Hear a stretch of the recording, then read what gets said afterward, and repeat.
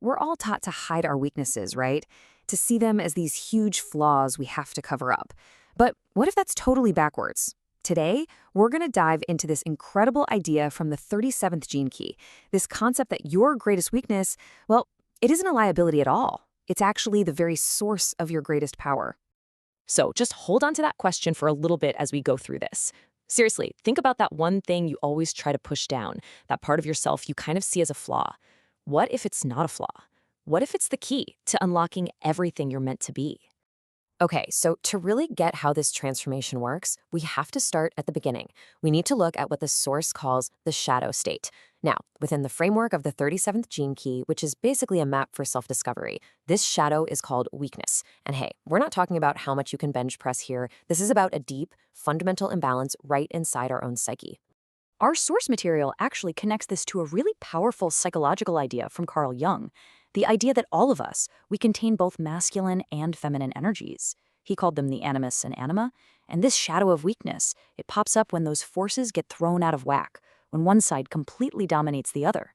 And what that creates is this deep-seated, often totally unconscious, belief that we're powerless.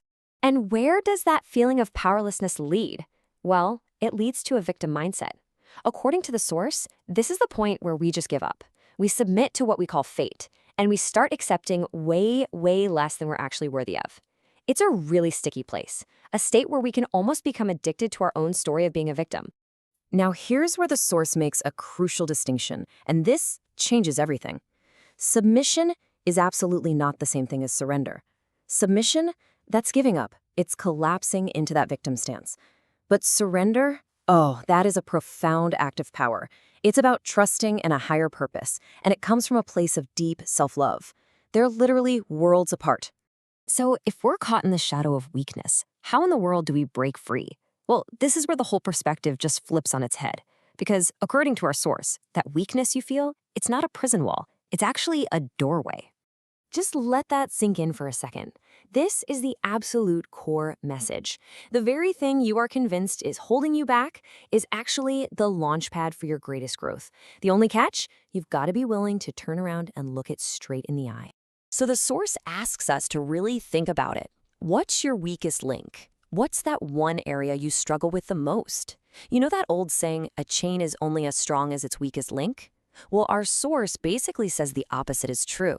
That perceived weakest link is actually the binding force that can pull your entire life into a much higher state of harmony. And when we finally do it, when we turn and face that weakness, we unlock what the source calls the gift.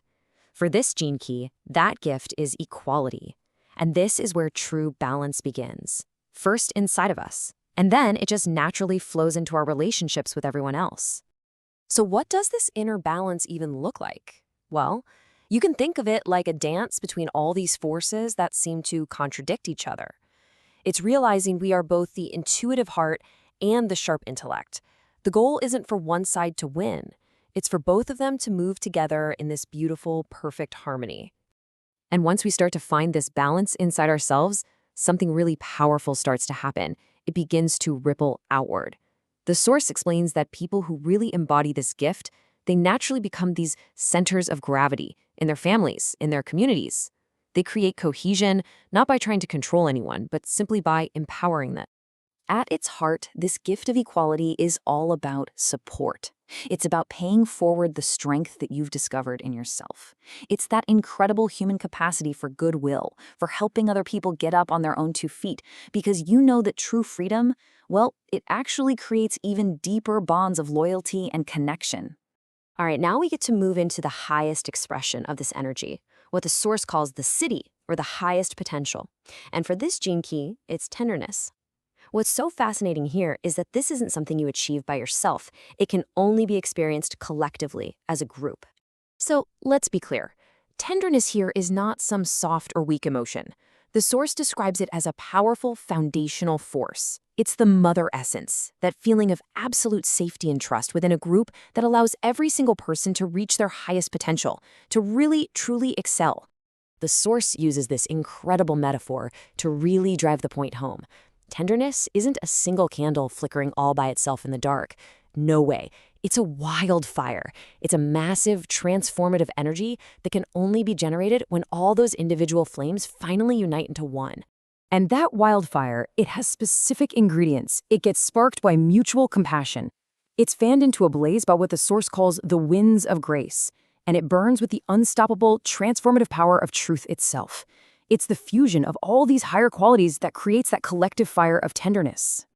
And here's the really powerful conclusion from our source. This big shift in consciousness, this whole movement from weakness to tenderness, it isn't just some hopeful idea. It's described as an inevitable tide, a change that's already happening right now, sweeping through all of humanity, whether we're aware of it or not. So if this great wave is already on its way, if it's already here, the source leaves us with one final, pretty piercing question. It's not about if this change is happening. The only question left is, how are you going to meet it?